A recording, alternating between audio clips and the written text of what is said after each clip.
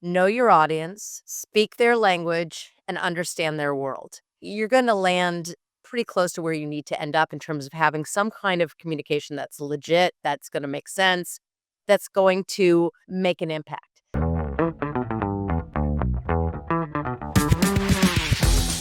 Hey, Jamie, welcome to the show. How are you? I am great. Love that background, Alessandro. What a beautiful scene. Thank you. It's something I'm very proud of. It's a great way to get started with the day. This morning I woke up in a cloud. That happens sometimes when you like, high floor and everything. And so I'm very glad that now clear up. But it's one of those things that personally give me a lot of energy. And when I moved right from Italy to here, and we're not used right to this type of views. So it's something that whenever I watch out, even after years, I'm still amazed. So I'm glad you like it as well. I love it. I would trade the pasta and the Italian food for the view any old day, but that's just me. No, that is me as well.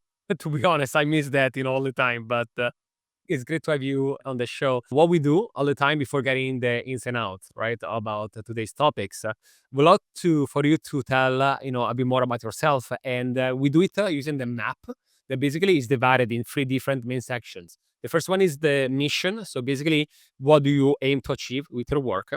Achievements, so anything that you're really proud of, notable milestones, could be in your career, personal life, or both. And the last one is the purpose. So why do you do what you do? I'm Jamie Gutfreund. I'm the founder of Creator Vision. My mission is a simple one. I want to bridge the gap between the promise and the practice of the creator economy. Mhm. I really want to help brands and professionals in this industry, the creators, everybody involved, get the benefit of what we can do with creator marketing and really see those tangible benefits. Fantastic. And in these years, right, that you've been in the industry, is there anything that you are like really proud of? Any achievements? Again, something big that you're like, that was a moment for me. Yeah, I'm gonna age myself, but I was very, very early in digital. I started at Prodigy way back when, and when it was still 14.4 dial-up, which was I can't even tell you how excited we were when it went to double speed of 28.8. So 2 things early on was I was part of the team that helped Prodigy go from being a private software accessible network of sorts to going onto the internet, which we were the first online platform to go broadly to the internet, which was amazing.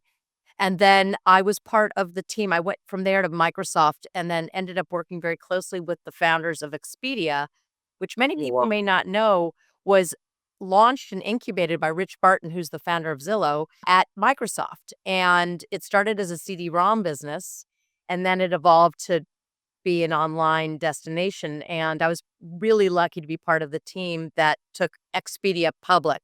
And we did an IPO from Microsoft, and it was a standalone company, after that until it got bought again. But that was a really those were some interesting times. So saw it early and lived Wow. to talk about it. No, Yeah. that's amazing. I mean, I'm pretty sure that, especially that, like, that size, everything happening, like, again, going from like this new online world, right, has been quite exciting, right? And then also like the IPOs and all of that, right? So I'm pretty sure that you still have a lot of stories on that. So many stories. And I loved the spirit of what was happening in those days because it was so new, and we were very limited by the technology. I mean, people think that they're limited now with, the developments in whatever you're using, the speed of AI. You look at AI from 6 months ago and you think it's slow. But when you were building a new business, people weren't even used to going on the internet, and Oh yeah. it was still the browser wars, and it was so early that to be a part of a group of people that had this vision of what it could be, the idea of booking travel online was remarkable, and then building out content to help enable that experience was super early, and I feel lucky to have been part of that. That's amazing. So, if up until a few years ago, not really a few years ago, right? But let's say that, we got from like, the internet, right? And many people were like, what is the online world, right? Now we have the opposite. We have so many new apps, right? Every single week there is a news about a new algorithm changes and so on. And so for people working in the creator economy, influencer marketing, sometimes, right, there are there are a lot of things happening, but at the same time also a lot of buzzwords, right, that go around. And one of those that I noticed, right, we all noticed in the last years, is authenticity, right? And I think that many people almost abuse, right, using that, because if everything is authentic, is actually everything authentic, you know what I mean? And so how do you see authenticity these days? It's still a thing? How can brand really, again, use that term without abusing it in some way? And what do you think is going to happen this year about that? If we could eliminate the word authenticity from our conversations now, it doesn't mean anything. I mean, nobody wakes up and says, "I'm going to have an inauthentic post." Yes. It's I think we've gone well beyond that. Mm. Where I do think is a better framework to consider how we are engaging with human beings is like to have empathy, is to think about the problems that you're solving or the opportunities that you're bringing as a brand or as a creator to people that you wanna have a conversation with, 'cause at the end of the day, it's all about communication. Yeah. And what's most important, instead of trying to be authentic, whatever the hell that means, is trust. So, Mhm. I want to earn your trust, and I want to show that I'm worthy of earning your trust. That's better. And I think accountability is Hmm. a better word. That'll probably get overused as well. But the thing about creators that really differentiates them from a TV ad or traditional marketing is that it's backed by a human being who you feel like whose career is built on being able to communicate something that you can rely on. And that's more important than just saying, "I want authenticity." It just doesn't work, and nobody understands what it means. We all pretend we do. It's just it's a lazy word. But I think all opportunities, it's really about trust, and we're in such an interesting state in the industry right now. If you think about as a consumer and as a just as a human being, for years, we've been having to prove who we are, for online with our identity and all those things.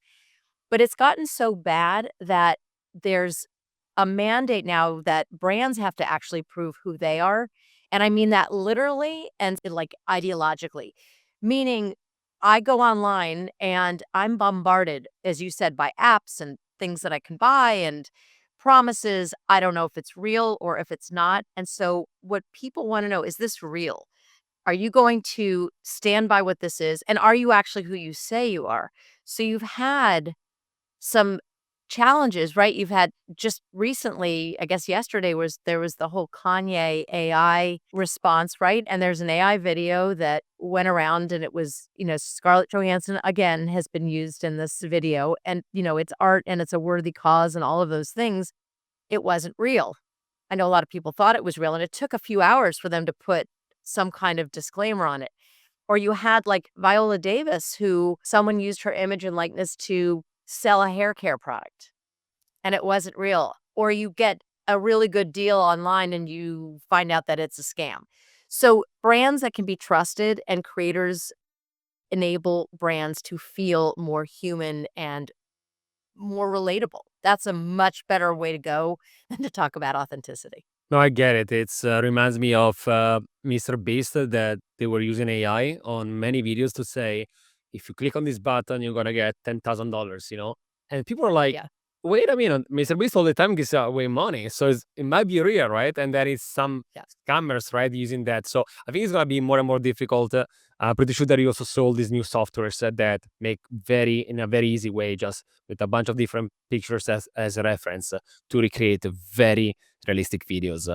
You don't need any more crazy cloud computing or anything like that. It's like it's there, right, with a click of a button. So I think it's gonna be quite interesting to see what happened there. And something also that I wanted to ask you is that in addition to all the different buzzwords, another challenge for many creators in the past years has been about owning content, meaning that more than the owning the content themselves, like per se, it's how you can really avoid, right, to put either all the eggs in one basket. So what if tomorrow your TikTok account get banned, right? What if your Right. YouTube videos are not be liked anymore by the algorithm, right? And so that's why many people are starting to do like newsletters, because you can own the email address of the people and you can reach them easily. Have you found anything that is working well for both creators and brand, again, when it comes to not being necessarily only under the rules, right, of the algorithm that you cannot really control? So what are some of the advices that you can recommend? I have a framework that I often use just to sort of step back and think about it. So there's a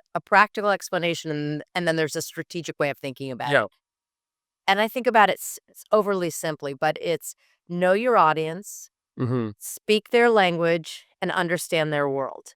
Yeah. And if you look at any kind of a communication through those three approaches, you're going to land pretty close to where you need to end up in terms of having some kind of communication that's legit, that's going to make sense, that's going to make an impact. But where I am seeing a lot of advancement and a lot of success is with both brands and creators developing formats and owning their own IP. I mean, look, if you haven't diversified and you're a creator and you rely on the social platforms for your income, that's a challenging place to be because Mhm. you're renting. We all know this. This is not new. I see a lot of people moving their business to different community platforms, whether it's Mighty Networks or Kajabi or Circle. Owning your data is critical, and that's part of knowing your audience. And what better way to know them to earn their trust so that they want to give you their email address and you know who they are. So that's one part. But there's a huge shift now where a lot of brands and creators are developing IP that's ownable. And what I mean by that is instead of just doing a post, they're creating a concept. So Risa Tisa actually was like right around now, a year ago, she Mhm. created Who the F Did I Marry? She didn't set out to do that, but it was, I think, 80 hours of, insanity. Hmm. That's a format, and she now has a TV deal that's being made into a TV series. So I love that example. She thought in the terms of she was telling her story, but it ended up being a new format that people are using. On the other side, you've got companies that are like Gymnasium, which is a production company actually based in New York, and they built a show on social platforms. They built it on TikTok and Instagram called Boy Room, Mhm. and it's a comedian, Rachel Costner, who would go around to I don't know if you've ever seen it, but to New York City apartments for boys, men in their 20s, and check out their rooms. Mhm. And it was kind of like an archaeological dig, a little bit of Queer Eye for the Straight Guy, kind of those kind of things, and it was hilarious. Mhm. They built it, not expensive to do that if you know what you're doing on social. They built an audience, most importantly, and then Amazon licensed that show from Gymnasium, and they've now added in a home makeover component, which makes sense because Amazon, that's what they do. So they're not hiding from being a brand sponsor, but they're adding to the show's concept. But it's a new interesting bit of a hybrid. They also did that with a show called Celebrity Substitute, and Amazon built this show where celebs come in and they've got a lot of really great talent that come in and are as New York City substitute teacher for the day. Mhm. And then Amazon fulfills the wish list from the teachers.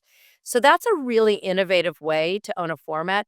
But you also have one of my favorite ones is set in New York City. It's jewelry designer Alexis Bitar. His company, Beautiful Jewelry, they created a soap opera, literally a soap opera that's set on the Upper East Side of New York. And they have a fictitious character. The main character is Margot.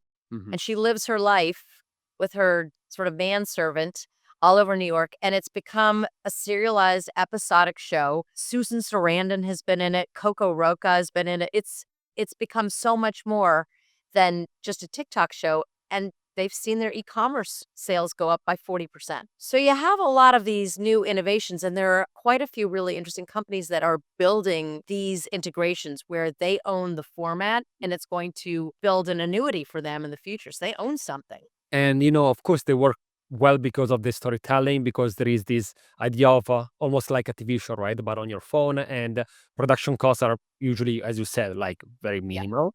And this works very well for, let's say, B2C in terms that it's like almost like it's media, right? So there is a person or a little group of people that do that for the mass, right?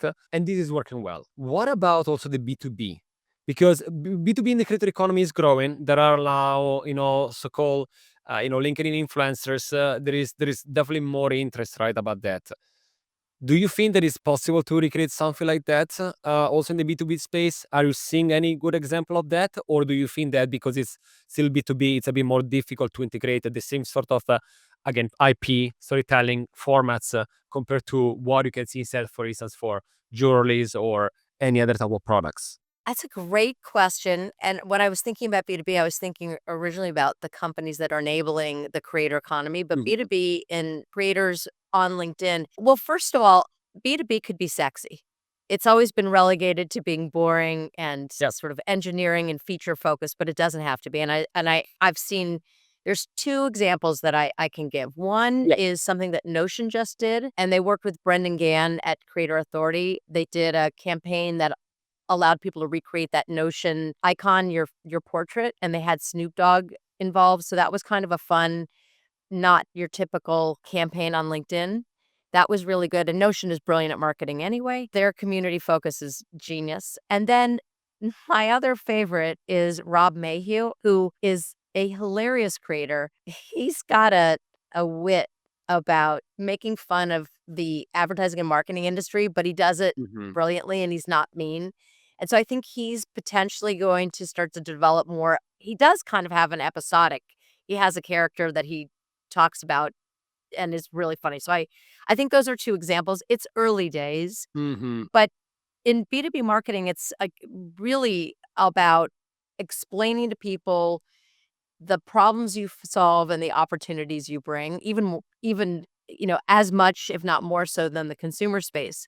So any marketer that's in the business world that wants to reach a business buyer, so if you are Microsoft and you're trying to sell to IT decision makers, you could very easily develop a news show or some kind of format driven approach that will help them get to know why your products are better than someone else's. And to just go back on a second when you say about Notion, I think also that what is fantastic for some of these B2B approaches there on social media is that information becomes actually not only valuable but also entertaining, right? So Yeah. I'm pretty sure that you saw so many like Notion tutorials, and they go from the like more serious ones to the one that are basically like very hilarious on how you can manage your life thanks to like a Notion Yeah. sheet, right? And so I really like, yeah, when you said that it doesn't have to be necessarily boring, and we're seeing more examples, right, of that. Adobe did something interesting, which was kind of B2B and B2C, where they had this campaign where they went into coffee shops and they pulled down those signs that you see that are in coffee shops where it's like house painter, dog walker that look Mhm. pretty ugly. And they went and redesigned them and, using Adobe Express and then put them back up in the coffee shop. And people were like, Mhm. wait, that's fantastic. So I love that campaign too. That's the great thing about the creator space right now is that the creativity is just going wild. There's so much Really. opportunity for people who can think out of the box. If you've got a partner that's, willing to be a little bit more innovative than just the typical get ready with me or here's the product, here are the features. There's a lot of opportunity to really tell a story. Is your brand ready to amplify its reach? Well, the Influencer Marketing Factory is here for you. We are a global influencer marketing agency helping brands ignite their growth. From influencer identification to campaign strategy, handling legalities and agreements, to managing shipping and logistics, we got you all covered. We work with hundreds of brands across different verticals, from Fortune 500 companies to direct-to-consumer brands. And we don't just stop there. With detailed ROI analysis, we help brands like yours measure success, transforming impressions into conversions. You can find us at theinfluencermarketingfactory.com or just searching the Influencer Marketing Factory on Google. And because you're talking about opportunities, I'm also curious, right? So I've personally been in the influencer marketing for 10 years, and we went from conversation of what is influencer marketing, right, 10 years ago, to now that is more about what is going to be the ROI of the campaign, right? Or I really want to work with these specific influencers and so on, right? So because of the current situation now, the state of influencer marketing, I'm curious to know now, since again you were talking about opportunities, we know what are the things that brands are doing, but there is still a lot of things that brands are not doing, right? They are basically Right. leaving money. So My let's talk favorite about topic. that. Let's talk about. I want to hear everything that brands are not doing that they should do better, and I'm very curious. We only have 20 minutes. No, there's a lot of stuff that brands are doing right. Yeah. And I know you deal with this at Influencer Factory all the time, and I don't know how, I know your clients love you, so you must deal with this on a regular basis. I think where I have a bit of an advantage, I think, is that I've been on both sides. I've been a buyer and Mhm. I've been a seller. Yeah. And so I know what it feels like on both sides of the table. And I've had a few years of being able to articulate that in a way that I just want people to do a better job. So my number one thing that I tell brands when I'm working with them is I did a research study because I like to know what's happening with data. And so I worked with the Harris Poll and we did a research study called the Creator Rosetta Stone. It's public and you can get it online. Mhm. And one of the big findings is that we talked to creators of all sizes, and 85% of them said they never hear feedback from brands after they finish a campaign, which means you spend so much time finding the creator, Mm. booking the creator, the contracts, the briefs, the work, the posting, the edits, and then it's up and gone and see you later. And you never talk to the creator about how you evaluated the campaign or what they could have done better. Or creators don't ever really have an opportunity to ask what could have gone better. And the creators are like, in that instance, first of all, it doesn't cost you any more money to ask people for insights. Mm. Second of all, they're like canaries in the coal mine. They see things between the agencies and the brands that nobody else sees. And I have a great example. I was talking to a creator who was on a campaign and it was supposed to drive traffic for conversion. And the marketing side and the e-commerce side, because the companies are siloed, right? So you've got silo, silo, silo, silo, but the consumer goes horizontal. Yeah. They don't talk to each other. So the marketing team and the commerce team were not talking to each other. And the Mhm. creator was the one that saw that and was trying to be like a marriage counselor so that the whole campaign would deliver on this ROI. And there were a number of different challenges. And one of the things that was happening was that the commerce side was putting a roadblock so that if the creator was successful enough to get somebody to click through to go to convert, the brand, the e-commerce side was putting up like a roadblock of a survey so they could try to get first party data. And that made the creator look like they weren't delivering. They lost a lot of people and it made the brand just look not smooth. And so connecting the plumbing, basically, it's an oversimplification. That's a miss that could be fixed 100% of the time. And that's another big area. What do you see with brands? I mean, I've got a list that keeps going on. I'm curious, what are you seeing? No, I mean, I think that when you talk about silos, it happens no matter the how big is the team and the company. You know, we as an agency were educating brands to really understand that influencer marketing should be these days integrated, right, and be part of a 360, and you should communicate a bit more. But then life happens, right? And I think that everyone gets busy and everyone only think about their little tasks to do. On the human level, I kind of get it, right? I'm not. I don't want to say that it's right or wrong. I'm just saying that sometimes unfortunately it happens. But I do agree with you when it comes to there is many times misalignment and miscommunication, and then maybe one department has certain KPIs in mind that do not align with Right. the others, right? And so, but I like a lot the idea of the postmortem, analysis and feedback, because what we say all the time to brands is that not only you should trust the influencer or the creator, right, when it comes to the campaign, because they know, like, not just about like that specific promotion, right, but they understand very well their audience. And so what we say all the time is that they should be even more involved when possible to really understanding the pain points of their product, or what people are actually lacking, right, or not. And Exactly. to that, I don't know if you agree, but like something that I say all the time, I think I've been saying this on every single episode, but the comment section is it's a real time, right? Ugh, And many it's my brands, favorite thing. right, they don't analyze that. I don't know why. That was my next 100%. I say to every client, read the damn comments. Yeah. Read Yes. the Yeah. damn comments. I can't even tell you how many times I see brands miss good opportunities or not respond to problems. They're all right there. And I know that there are it's challenging. There are some solutions that do this. There's a company called Glisten that is automating that so that you can see the comments at scale, which is really helpful. But that's gold. It's like your giant focus group. So I was at this conference last week in LA called SOCOM. It was a Yes. social commerce event that was sponsored by Orca. And there were two examples that I thought were genius. The CMO of Gap, Fabi Torres, was there, and she's a rock star. Oh my God. She's ex Nike, ex Pepsi. Now she's at Gap.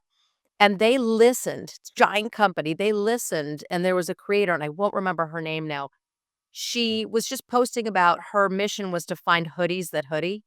Mhm. Gap saw it, listened, brought her in, and they did a collab. It was their first creator collab. They've done lots of collabs, but they Yeah. created a special hoodie. Genius. Okay, so there was that one. The other one was the CMO of Beyond Yoga.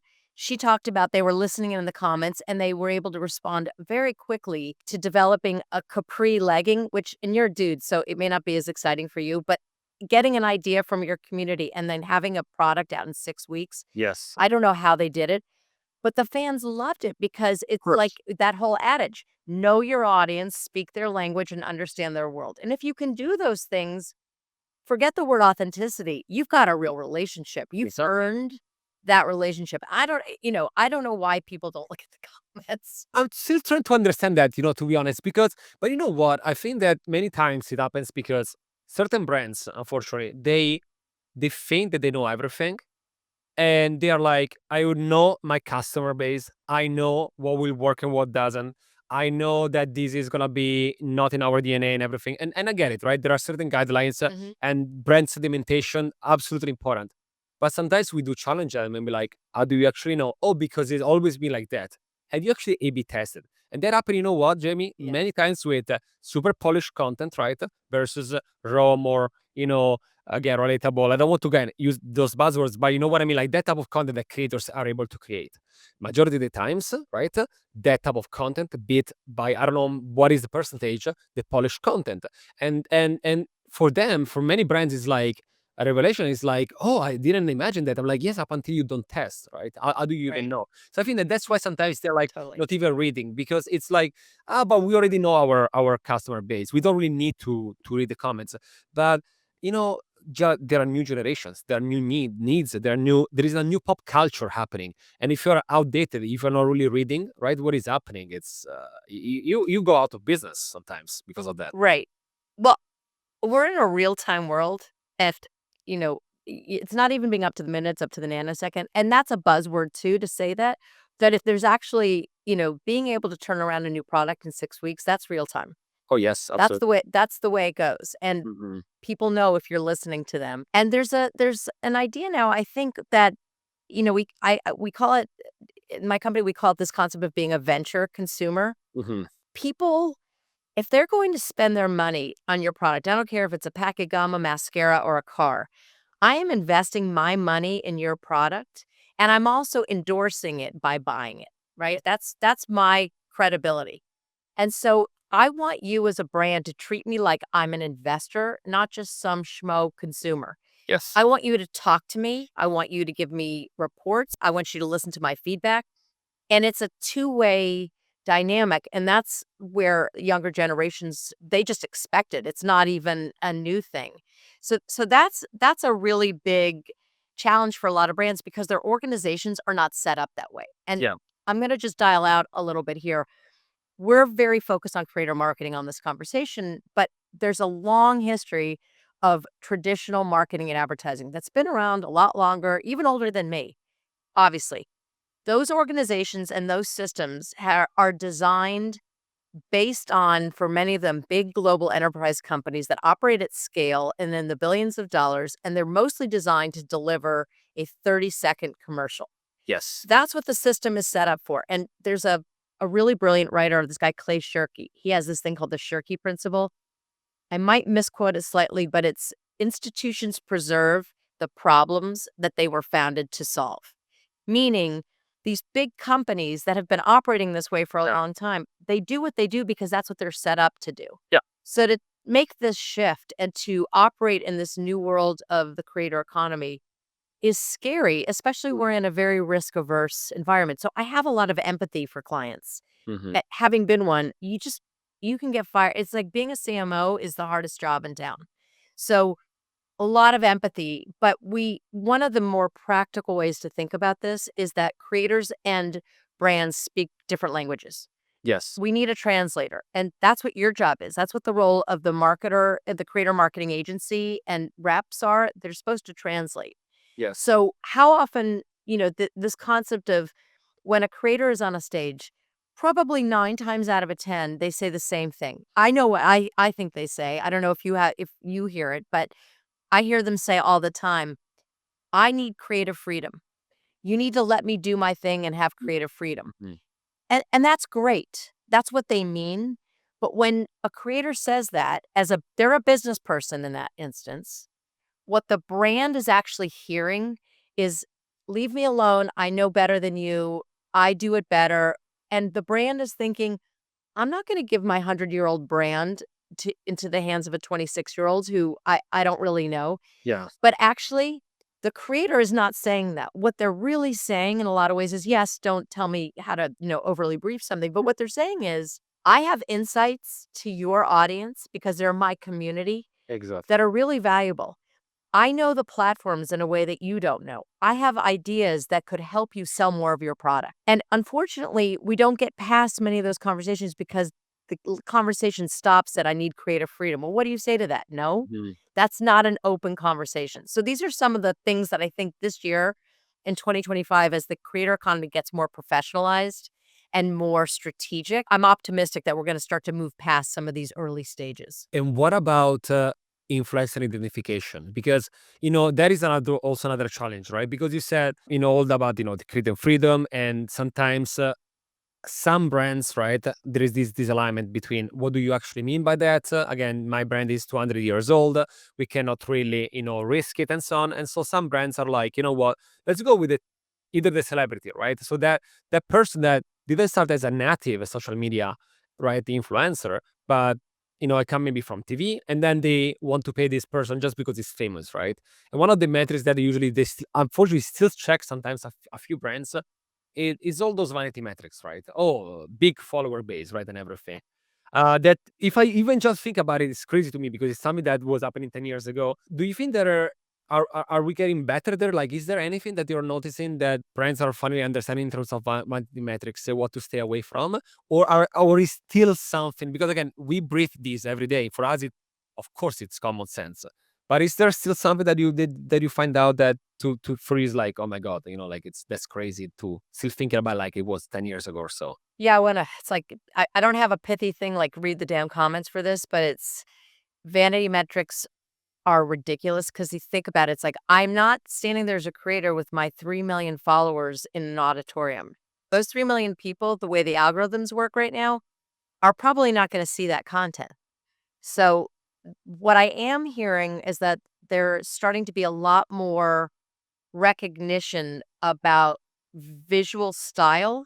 So, for example, if Nike is looking for a creator that does great fitness content, they want a creator that's indoor. Hmm. They want a creator that they can tell that humor works really well for that particular campaign.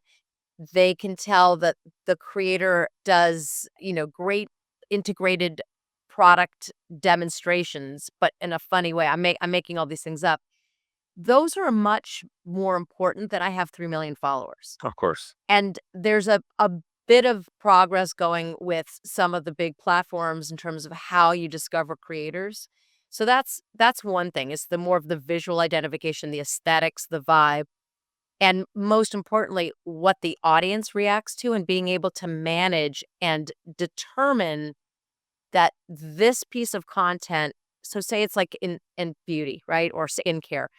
I'm launching an acne product, and normally what I would do is I'd probably get somebody that's very serious, and they're a dermatologist, and they're talking about it straight to camera in a clinical way. That may be the best way to do it, but it may not be. It may be to get a creator who's lived with acne their whole lives, and they're funny and self-deprecating.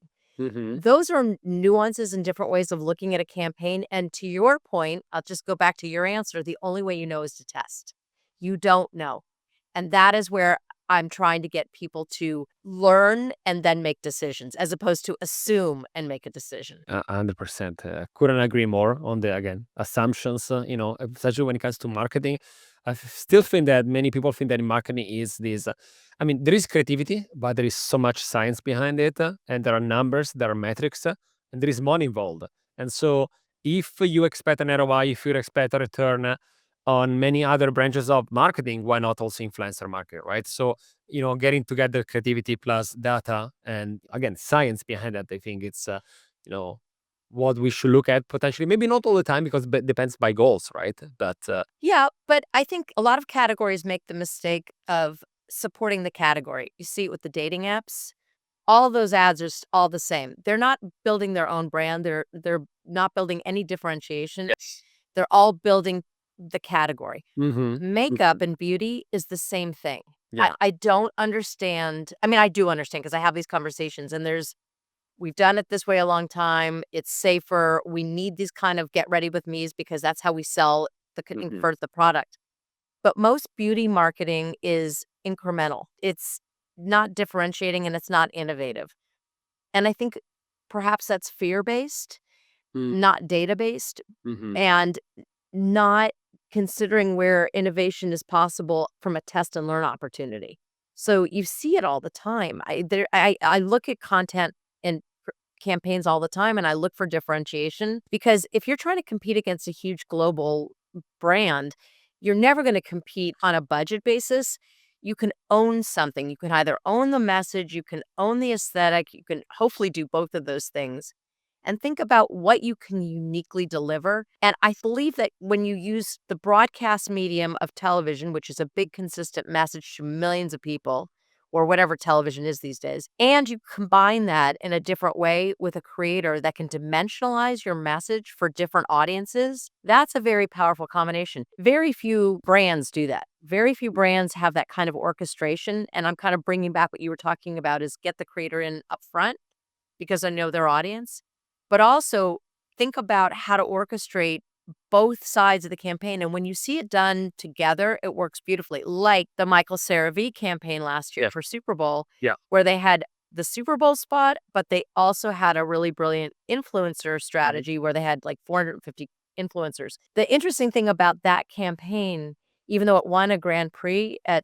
Cannes for the social and influencer lion, it wasn't really considered a creator campaign. So they're actually making a lot of changes. And that's a whole other topic. Yeah.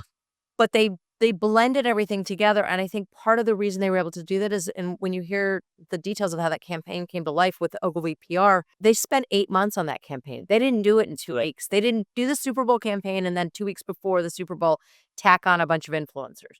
That's Yeah, their I know. integration. Absolutely. I do remember that they left sort of like hints in social media posts and video right here and there, almost like a seven-edge hand, right? Where you take little piece of the puzzle, then you combine everything together. But yes, it's I think it's a bit of a unique example, right? Because as you said, between silos that we said before, between everything, sometimes it's a bit difficult to organize something like that. But I truly hope that there is going to be more of, again, as you said, a blended, right, that type of approach when it comes to the creator economy. Jamie, I would, of course, continue for another 3 hours. We were getting everything like that, and maybe we're going to do a part 2. But unfortunately, we're out of time today. But I wanted to, to thank you so much for joining me today, for sharing your knowledge, all your career, and wishing you the best of luck for everything that is coming up soon. Ci vediamo in South by Southwest. Love it. When I hear Italian, I do. Ci grazie. vediamo domani. That's what I always Grazie, say. Jamie. I love that. Thank you for having me. Thank you so much, Jamie. This was the Influence Factor by the Influencer Marketing Factory, and I'll see you next week.